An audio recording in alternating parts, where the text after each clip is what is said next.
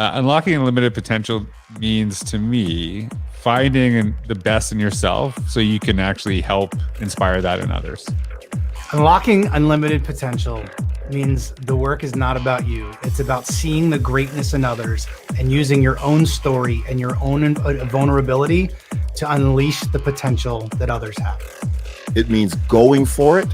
It means taking fear, doubt, and worry, those gremlins that are whispering in your ear, invite them in, make them some coffee, tell them to have a seat, and tell them that they're gonna watch you get after it. Fear, doubt, and worry has to be managed. Looking in the mirror and seeing yourself differently.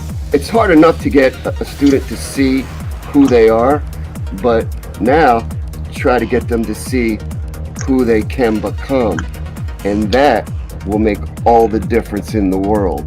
Be unapologetically you. That everyone has a story and everyone has something to bring to the table. That I understand that I am enough. Empowering yourself to own your story. We limit ourselves to what we think is going to happen, and we don't open the doors to the possibility of what's next. It's knowing who you are now and then doing anything necessary to becoming who you want to be. Well, I want you to know that inside of you exists an unlimited potential, and I believe in it.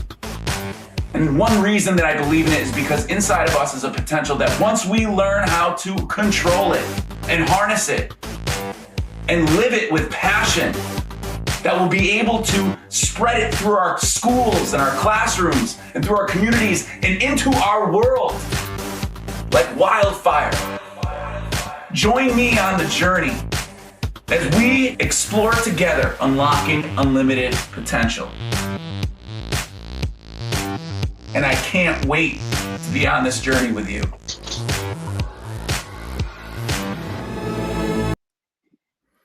All right. Welcome to the Unlocking Unlimited Potential Stories show. I'm very excited to be here with you all. It's been a great week. It's awesome to be here. My special guest will be joining us shortly. Today we have the amazing, look at that entrance. That wasn't even planned. What's going on, everybody? We did not plan that, by the way. That was straight technical difficulties. But what a walk-in. I should have had music cued ready for you to walk into. Man, my lights fell down. I said, no, I can't go out like that. Yes, the sir. The lighting is important. The things we worry about in 2021, right? Absolutely. Well, no, listen, brother, thank you for having me, man. I was watching that intro saying this is wonderful. Seeing a lot of my friends, seeing co-warriors who've been in the trenches all these years. And so I'm honored to be here, man. Thank you for having me. Yeah, absolutely. Look, it's a labor of love, this whole story here, this opportunity to share stories and the opportunity to connect with some amazing educators. We're in season 2 now, so it's been pretty exciting to see the progression. Just some really great people that are doing amazing things, and people that I know that you've even shared the stage with as well, and are going to be sharing the stage. I know you and Tom Murray are sharing the stage over at JRVC. Shout out to my JRVC people. We have a big JRVC following here, so that's a big deal to us. So we can't wait to see you on that stage. Nice. Absolutely. No, absolutely, man. I'm looking forward to connecting with that guy. We go back and forth online every now and then, just encouraging one another, brother. So it's just good. This work is hard work, humbling work, sometimes heartbreaking work. And when you see others out there like Thomas and others, man, it's encouraging for me to just keep fighting the good fight. Yeah, absolutely. And it's having the opportunity to bring people on like you on this show and be able to connect personally. It's a little bit selfish because I truly enjoy the experience, but I love sharing the content and the quality of the content because it's just amazing conversations. So we have you here. I know pretty much probably a lot of people out there know you. You have spoken on a lot of different stages over the past years. You're an international speaker, best-selling author. Most recently, you just released this book right here, Teacher Secrets, Every Educator Must Know. We're going to dive into that a little bit. It's a great read. As well as you're one of the original freedom writers from the 2007 movie. Now, I have to say, I have like 3 teaching movies that are my favorite. Number one, Nice. used to be School of Rock. That was my favorite. With, that was Jack the movie. Black. That's the movie that made me who I am. However, I have now moved that to number 2 in place of Freedom Riders. It's a phenomenal film. I appreciate the story, and what a current story for what we're going through right now, right? Yeah. Oh, absolutely, man. No, that humbles me, honors me. We often say that movie is a tribute to all of the educators who are in the trenches who don't have a movie about them. There's no camera in their faces, but they show up every day to give their best. And so that movie is us really honoring everyone who shows up every day to serve, those who need the help, the least, the last, the lost, and the left out. So thank you, brother. That means a lot to me. No, I appreciate it. And you're continuing to inspire how many books have you actually written? Because 7. 7 books. And you're in a PhD program, which I can't figure out how on earth you can write books so fast and also be in a PhD program. Yeah, man. It's, it's one of my closest friends asked me the same question. He says, Manny, I don't know where you find the time. I have so much in me, and I keep trying to build on what I've shared before. And I feel like, the new experiences I'm having and the things I'm learning, I just need to get these out, and so this newest book is my best answer to how do we reach kids today in this digital time, in these digital times, in these difficult times. So I'm juggling a lot, man. I actually need to be, I'm supposed to be writing my dissertation. I've been writing it, but I was supposed to be writing all day today, but I just got, pulled into some other stuff. But I'm doing my best, man. And I have an amazing wife. My wife, if without her, none of this would be possible. So I'm grateful for my beautiful wife, Alice Scott. If you watch this, sweetheart, I love you. And you are more dear to me than my own heart's blood. Awesome. Yes, family is what keeps us going. We rise by lifting others. I love all of it. I think it's difficult for me to kind of go through your entire career and go through I'm going through the list, and I discovered you back when you spoke at ASCD. I think you were sandwiched between Dr. Jill Biden and Colin Powell. I think, was that the time that was in Boston, yes. 2018. Oh yeah, they put me in between 2 heavy hitters. It was what an amazing experience. It was wonderful. It was wonderful to meet Colin Powell and just to have a great conversation with him about leadership and family and life. And most importantly, man, to serve the educators who showed up that day. It was a very special conference, very special day for me personally. Yeah. It's amazing. It really is. And, you talk a little bit about your story, and I know some people may know your story, but when you talk about your story a little bit, it's amazing to me that you went from where you were to now returning the favor to educators. I find that so amazing. But tell us a little bit about how your journey led you on that path. Yeah, man. My wife, she says just who you are is a miracle. Just seeing where you're from, and she's met, many people who are from where I'm from, my family. She's been in the context that I come out of, and she we were just talking yesterday. She says, sweetheart, it's a miracle that you've been able to do all of this, even though you come from all of that. What is all of that? So I come from a beautiful family, mixed family, Black, white, Mexican. I like Tupac Shakur, Vicente Fernandez, and Garth Brooks. A very mixed, eclectic family, but a very broken family. My father's been in prison most of my life. I've seen him 11 times for about 15 hours. We're working on our relationship right now. Excuse me, but it's been just unspeakably difficult, to say the least. My stepfather was a hardworking man, but he was addicted to drugs at times and became violent. Beat my mother, my brothers, sometimes me when I tried to protect my mother. I lived in 26 places before I was 16. Slept on the floors of homeless shelters, ate out of dumpsters, and took all those issues with me to school. And so I'd be sitting in class just with everything going on at home, everything going on in my life, hungry, bruises, scars, infections, but sitting in class, unable to focus, unable to care about school, disinterested in making my subjects or verbs agree. I didn't know where I was going to eat that night. I didn't know where I was going to sleep that night. And people made fun of my hair, my clothes, my shoes, my skin color, even teachers.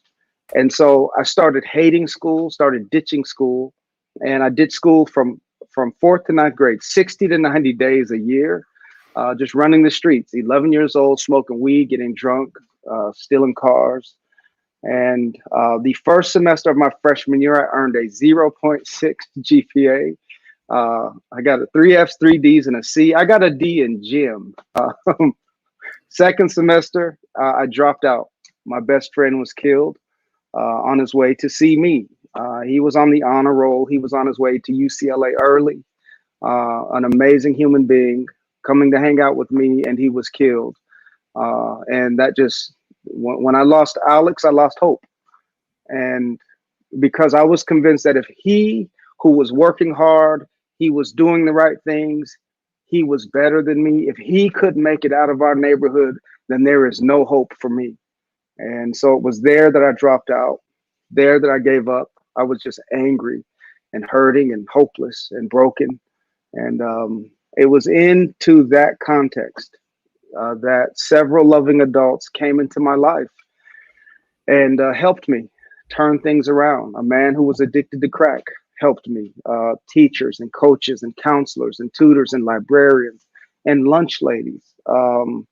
People helped me return to school, pick up my grades, became the first person in my family to graduate from high school. Went to UC Berkeley, graduated from Berkeley with 2 degrees, one for me, one for my friend who was killed, Alex. Went back, got a master's degree, and now I'm finishing my PhD in intercultural communication competence. I really, I was on a path to become a pastor. And so I went to graduate school, went to seminary, and I was serving a church in Chicago. And this is the well-to-do church, upwardly mobile, lawyers, doctors, judges. And while serving that church, a beautiful church, wonderful people, my heart was for the people who didn't go to church, people who were lost, people who were homeless, people who were on drugs, gang members, drug dealers, people who felt hopeless. And so I sensed that my calling was beyond the walls of the church. And so I resigned from my job. There's a longer story to that, but I resigned and I stepped out in faith, believing that the people I need to reach are in the schools. The little Manny Scotts, the least, the last, the lost, the left out are in the schools. Those who are on the edge of giving up, committing suicide, teachers, administrators. I need them to know that there is hope, that even on your worst day, you can be a student's best hope, that no matter how bad a situation is for a kid, it can get better with the help of loving adults. And so for the last 20 years, Brandon, I've been 20 plus years. I've been on the road 300 days a year, Black, white, Latino, Asian, Native American, schools, jails, juvenile halls, detention centers, cornfields, hospitals, cemeteries, just giving my best to help those who need hope and help, and helping teachers and educators and anyone who I think could benefit from hearing me. And so that's in a nutshell what I'm about. I'm happily married to my college sweetheart.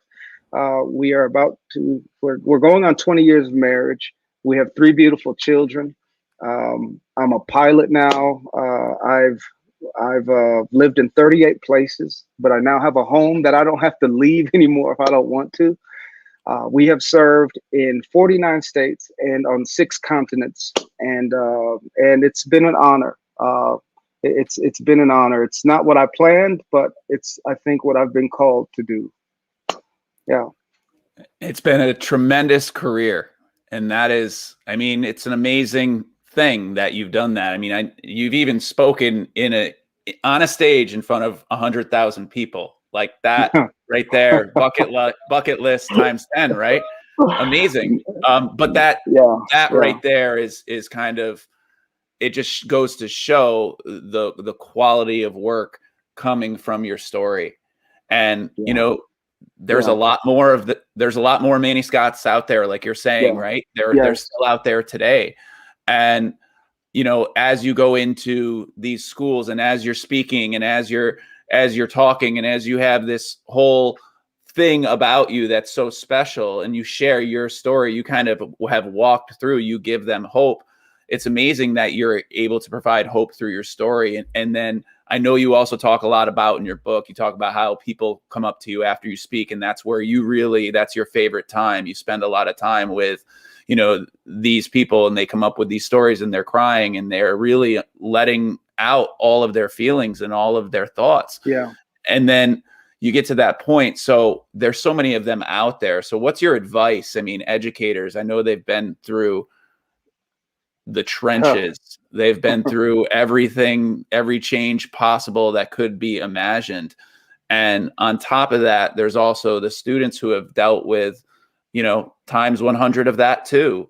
And everybody's dealing with everything, all of their own issues, and certain issues are certain issues, but you choose to work with what they call, and I hate labels, underperforming, underfunded, underachieving, right? Under, which is the label that gets attached to this particular group of students, but you choose to do it, you know? So what makes you continue to choose to do it? And I know your story, but then what else do you offer now as how can we do better for these students when we don't have your story? Yeah, so that's a good point. So I don't just tell my story. A lot of people think that most of my work is me telling my story. My story definitely gives me the fuel, but most of my work is not only telling my story, but training leaders and teachers to reach the little Manny Scotts, giving them the tools and the frameworks and the strategies and just the perspective and a process to enter into a child's life and help that child turn things around, take responsibility for his or her own success, to overcome trauma. And so that's really where I've been spending most of my time for the last 10 years, just equipping leaders with more than my story, equipping them with things they can use. Inspiration will get you started, but you're going to need some strategies to keep going. And so you can be sincere and still be incompetent. You can have the best of intentions and still do great harm. And so I like to remind people of their why. And I guess I've been blessed with a burden with my story to remind people of their why. But I've learned that, you know, without a big enough why, no amount of how or technique can get you started. So I start with the why, but I build upon that with the how. Okay, now that we're inspired, what do we do with this inspiration? How do you build a relationship with students who aren't like you, who are traumatized? And so I do a lot of that. But working with, so in my newest book, I talk about how to find your passion. And so I've spoken with billionaires. I've been invited to how to find your passion, to speak with a group who, you know, to even speak to this group, you have to have at least $10 million to be in this group. And they had Nelson Mandela come and address them. And several of these CEOs were like, man, you could really run our corporations. Like, we would love to have you on our board. So I could make a whole lot of money just speaking to corporations and helping people in that context. But they don't call out the best in me. And so I've learned to find groups that call out the best in me, so that even when I'm tired, even when I'm exhausted, even when I'm discouraged, or even when I have personal problems going on in my family, when I'm in the space, in the context of people who feel hopeless, something special happens in me, and they call out the best in me, and I'm inspired. There's moments during my presentations where I feel lifted and carried and empowered from a strength that's beyond me. And I think it's because I'm called to these groups. I'm called to those at the bottom because because I'm from the bottom. So who better to help those at the bottom than someone who's from where they're from? So something special happens. So I tell educators, find the group that calls out the best in you. Several have come to me privately feeling guilty, like, Manny, I'm sorry. I'm like, for what? Man, I sold out. What do you mean? Well, I went from working with the kids at the bottom, with the little Mannies, did so well with them. I was promoted to some of the best schools in our state. And they're great kids and wonderful people, but I'm not inspired anymore. I said, well, you know what you need to do. So they quit their jobs and go back. Life is too short for us to just be getting a paycheck. For me, go to the people who call out the best in you, because even when you're tired, something special happens. And so that's what I recommend for anyone. People are tired during these times, man. COVID and digital learning and distance learning and disengaged students and burned out or unavailable parents. Like, man, what would make you continue to walk into that unless you feel some sense of purpose tied to that work? And so that's what I recommend for anyone right now who's questioning your purpose in life. If you've lost your why, you need to go find it. You need to go dust it off, or find a new why. Find a new why, because I've learned that if you lose your why, you might need to find a new where. And so that's what I keep doing, reminding myself, man, there's too much at stake right now for me to walk away. I'm tired, yes. I've been on the edge of burnout and have been close to nervous breakdowns. So I've had to do some self-care, a lot of self-care, but going to those groups who need me the most, that's been huge. Now, what was the second part to your question? So the second part to the question you pretty much answered, but it was basically, for those of us who don't have your story, how do we help those with a different story? Because that happens a lot, obviously, in education. Yes. So yeah, you don't have to have. Actually, I'm grateful when I meet people who don't have my story, because you don't have to go through trauma and pain and lose friends and grow up in poverty to be effective with those who have those experiences, who have those things. What's really needed is that's what this book really answers that question. It's 40 of the most powerful lessons I've learned from working with the little Manny Scotts and those at the bottom. But I think more than anything right now, we need leaders who are humbling themselves and becoming interculturally competent. And poverty in a lot of ways is a culture. So with so many changes taking place in our world, ethnically, socioeconomically, politically, in terms of immigration patterns, technologically, there's so many changes taking place. And only those who understand the changes and learn how to adapt to the changes will do well. And so my PhD is in intercultural competence. How can you be perceived to have the awareness, motivation, understanding, and skills to be effective and appropriate with the students that you serve? And so becoming a student of your students, studying your context, developing cultural self-awareness, learning about equity and race, learning how to build relationships across culture, learning how to build a bridge between your amazing content and the very particular context of your students, and things like that. So you don't have to have the story. What you need, I think, is a framework that allows you to serve in any context. And that's what intercultural competence is about. Absolutely. And I think in addition to having that, you also need to have that passion. You also need to have that fire. And, you talk about that willingness to raise your hand when the challenge is put in front. I'm going to be the one that steps in and takes this risk. because if I fail, I fail, but at least I tried and I gave it all my effort, because if it's attached to who I am as a person, what I want and what I believe in, and that I really truly believe that there is an inner genius inside every single individual, it's possible. And Yes. and it may not be, adding and subtracting and multiplying and dividing, but it might be, just having that voice and being able to have someone that you can open up to, because we have a lot of these kids that there's that level of trust, right? And they're not trusting the adult in front of them. And they're not entrusting the people around them to work together with them, especially since we've been in this whole virtual setting where everybody's off in their own house now. And now we haven't had a chance to interact with each other. And as they start to interact with each other, it becomes, you have to kind of realize that, hey, this teamwork thing, this part of working together for a collective why is also part of the whole thing. So I believe that is an amazing thing. And I love the book, by the way, Teacher's Secret. I am a big fan. And what I love about it is we've been asking a lot about, what's the future of education moving forward? Where are we going now that this has all happened? Well, I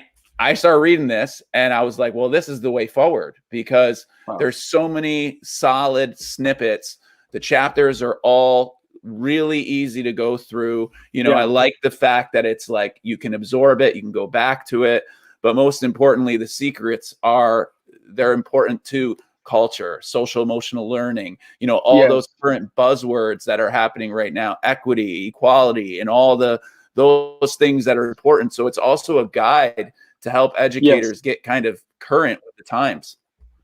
Yes, no question about it, man. So I've wrestled with these. So looking at my background and everything I overcame, and then looking at like what the research says, what scholars are saying about reaching those at the bottom.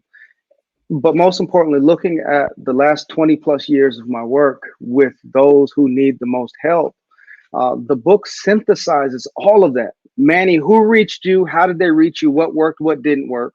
And how can you package that? What does the research say? But how can you share it without sounding pedantic or boring or too academic, and synthesize that and put that in the book? And then only share what works based on your experiences with real people. And so that's what the book brings together. And you touched on it. One of the components of competence, one of the things that's really needed to do really well is motivation. And the second part of the book just deals with motivation. How do you position yourself to be your best every single day? And I just share what the research shows, and then based on like my own personal process, because you don't always feel like teaching. I don't feel like walking into prisons and jails. I don't like, man, they test everything about you. They question your credibility. Walking into a room, I was working in a district not too long ago, and I walked into this room about 2,000 students, and it was so packed that we had to start getting chairs from the classrooms. And I'm trying to like set some chairs up before I speak, and I'm offering, I'm inviting some of the kids to come and sit on the chairs. They're like, "No, man, no, I don't want to talk to you. Like, I don't know who you are. I don't know what you're doing here." So I have a room of 2,000 people who aren't happy to see me. They're not like, they don't know about Freedom Riders. They don't care about Freedom Riders. They don't care about Manny Scott. All they care about is getting out of class for an hour or two. I don't know who this dude is. And it's my job to walk into that. And so, sometimes it's torture, but I'm going because I know someone needs me there. And so my job is to walk into these spaces and win over an audience and establish rapport with them so that I can help them. How can I meet them on their level so that I can help them? And so if you don't have the motivation, if you don't have the passion, if you don't believe that the work that you're doing can alter the trajectory of someone's life, if you don't believe that your excellence can be like someone's destiny is tied to your excellence, if you don't believe that, I don't think you can make it. And so it's staying connected to that why, staying connected to your motivation, so that you'll be willing to do the work to develop the in-depth understandings that will be required to succeed in this new world that we're in. And it's not necessarily a new world, but you understand what I'm saying. This new context with everything changing, and not only the motivation to develop the understanding, but the motivation to keep honing these skills that we'll need into this next for this next generation. And so I'm with you, brother. My prayer is, I don't know how much longer I can keep going. I've given my very best. Man, I've, yeah. So I have secondary trauma from the stories that people have shared with me. I've worked with over 2 million people. Half of them have been kids. And after I'm done speaking, for years, they form a line of, 3, 4, 5 hours, and they just unload on me. And that's taken its toll on me, right? So my heart has been broken time and time again. I've seen humanity at its absolute worst, the things people have done to children.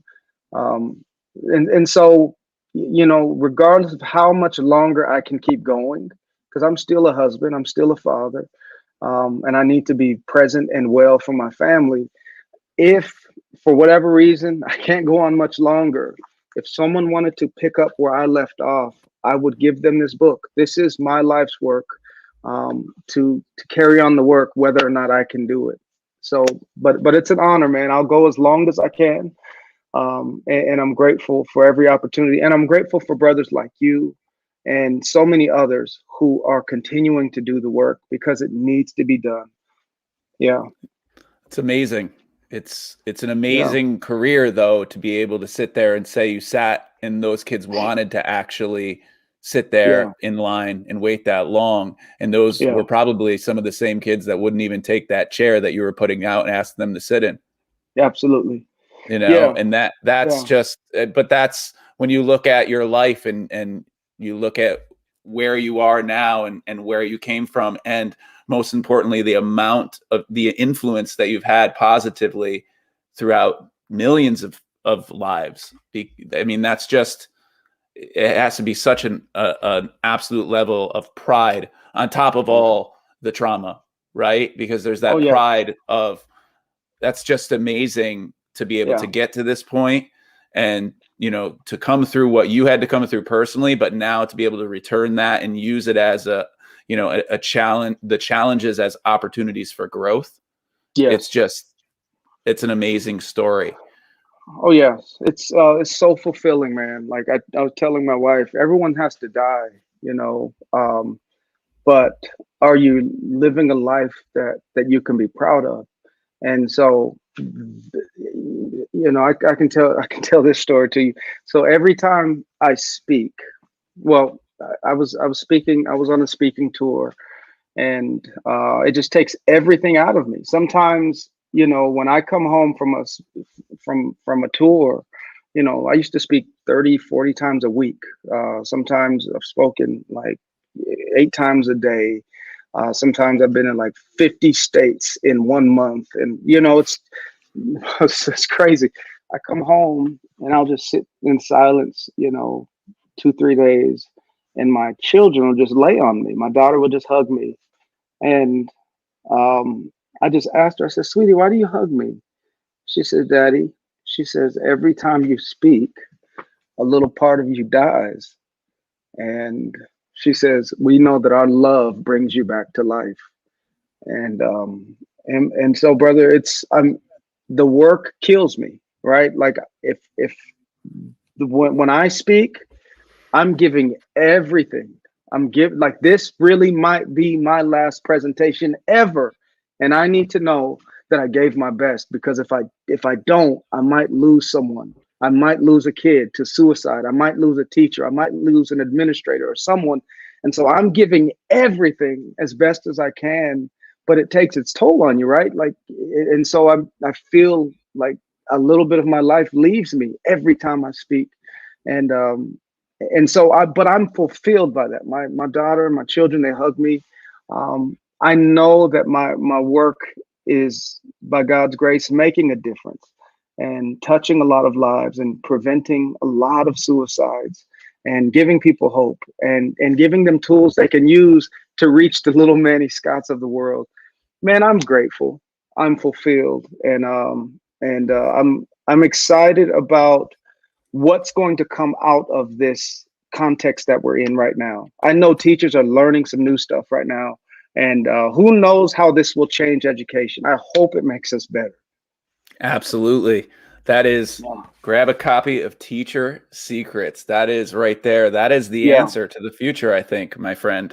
And as much as I've read of it, and you can see my post-its, as much as I've read of it, I truly stand behind that statement. And I don't do that much on this show. So I'm telling you right now, quality, I appreciate that.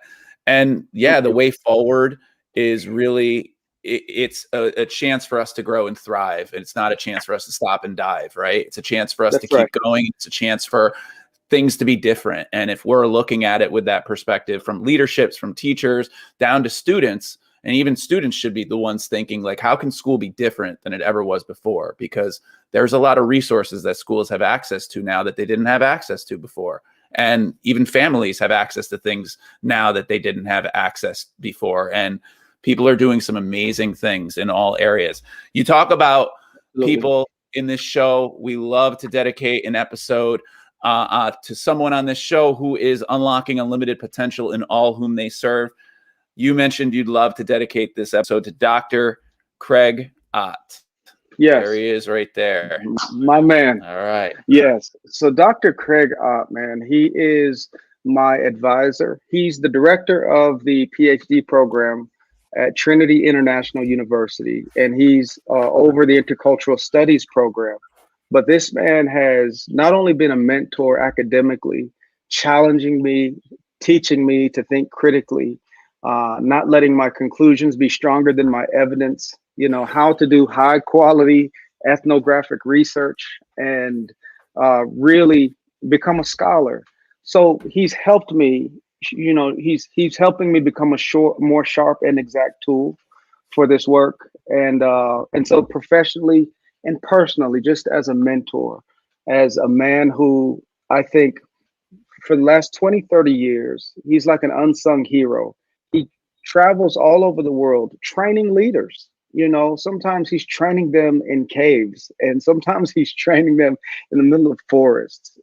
He's, you know, so you don't have a movie about him, but he's just one of those people, I think, who just needs to be recognized for his tireless dedication, for the way he mentors, I don't know, 20 or 30 of us to continue the work of empowering leaders and reaching those who need to be reached.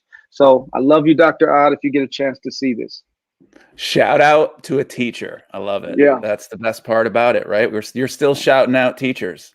Always. And man, I could go on and on and on. Absolutely. Man. Like, I've met so many through the years. Yeah. Baruti Kafele, Robert Jackson, you know, there's just so many. Like I could celebrate all of these people, man, who renew my hope. Because sometimes you get tired, man, and then I'm on the road meeting these people and they give me hope and inspire me to keep going. And you don't hear about them. You know, I don't think the media does a good enough job of celebrating our educators and our heroes. And I think our media divides us. But there's so many people I could just celebrate, and he's just one of them. Absolutely. I'm going to give a special shout out here to my good friend, Michelle Greer. She is a huge Manny Scott fan. She actually introduced me to you. And, you know, she introduces her staff to you. She is a New York State public school elementary school principal in Ossining, New York. She is now being promoted to the director of curriculum and instruction. She is my pandemic warrior. She has done things in her school that are so innovative. She starts the day in the school that she is the principal of with a school news show where it's basically all the kids, 275 kids log on and watch her, and they do all these awesome things. They bring in sports people. They bring in all these great interactive opportunities, and just something that took a lot of guts. And, you know, one of the many things that she's been so amazing about So shout out to Michelle Greer.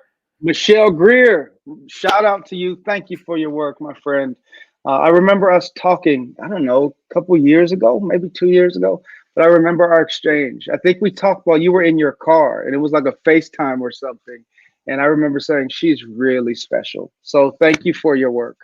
Yeah, she's an amazing woman. Appreciate that. So I do have one question to ask you, though, before we wrap up. Yeah. Unlocking unlimited potential means? Unlocking unlimited potential means seeing people's problems, but not stopping there. It's seeing people's problems, seeing past their problems to their potential and calling them up to it. That's what that means to me. I'm here doing the work that I'm doing, that I've been doing, because other people saw that in me. And I had a lunch lady, just to give you an example. I was failing math, grammar, English, science. I was failing everything. And I was about to drop out of school again. And I think my screen froze. Oh, there it is. And on my way out, I was crossing the quad. I was about to cross the football field, jump the barbed wire fence, and drop out again. The lunch lady stopped me. She says, "Manny, come." And I said, "Not today, Rodu. I don't have time." She says, "Manny, come." I said, "Not." She says, "Come here now," with a mama voice. And she was from Greece. She had this thick accent. I walked up to her snack bar, and I'm like, "I don't have, today's not a good day." She says, "Shh, come to mama." She took off her glove, the lunch lady glove, and she touched my face. And she says, "Manny, you're going to be great one day. I see it in your eyes." Man, she'll never, well, she found out later, but she had no idea how much I needed to hear that in that moment. She said, "You're going to be great one day. I see it in your eyes. Now you go to class. Class is that way." And that woman kept me from dropping out. She saw my problems. She knew I was not an angel, but she saw past my problems to my potential, and she called me up to it. "You're going to be great one day."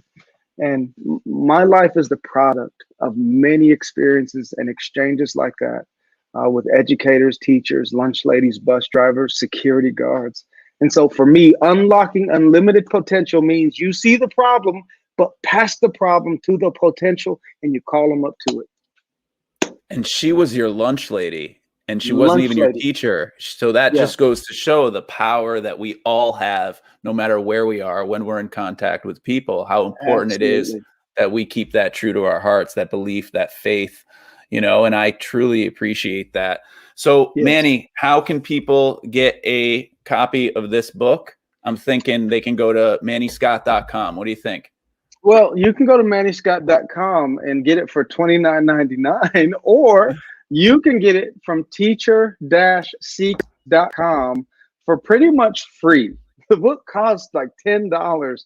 You can get it for $9.99. That covers everything at teacher-secrets.com, and you can get that plus a lot of bonuses, green screen setups, and my morning routine to be your best every day, and a whole lot of other stuff if you're interested.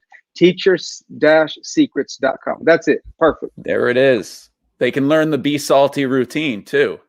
Oh man. Let's not tell them about that. Let's make them go buy it. All right. Yeah, you got to go pick it up. But yeah, no, absolutely, man. No, so apparently I've had a disease for the last 5 years, and I didn't know it, right? I just knew something was wrong. I just didn't know what it was. And then this pandemic hit, took my hair, took like everything, man. And I knew something was wrong, went to the doctor, and found out I have this thing called Hashimoto's thyroiditis. Fatigue, exhaustion, it's all bad. I've been living with this, working with this 300 days a year for the last 5 years. And the thing that has kept me strong has been the Be Salty morning routine. So if you want to know what that is, go to teachersecrets.com. That's a great plug. There's a lot more in it, though, than the Be Salty routine, but I will say it is a good one. Thank you. Thank you, Brandon. I appreciate you. Well, listen, Manny, thank you so much for your time. We really appreciate all that you're doing, taking the time to come and join me. I know you're inspiring so many people on a daily basis, and you're a real busy guy, and you got a huge lineup of events coming in the next couple of months. So I appreciate this more than you'll ever know. So thank you so much. And thank you for everything you're doing for everybody out there. I'm honored, brother. Hopefully when we get out of this pandemic, one of these days we can break bread somewhere, man, grab lunch or something. I'd love to get to know you more and see how you're being used to alter the lives of so many people. I know in addition to this podcast, you're doing great work. So hopefully we can stay in touch, man. Thank you. 100%. I appreciate it. All right, everybody. Thank you so much for joining us. Remember that the journey toward unlocking unlimited potential begins with you. And remember to continue to educate with passion. Have an awesome day, everybody. Thanks so much. Awesome.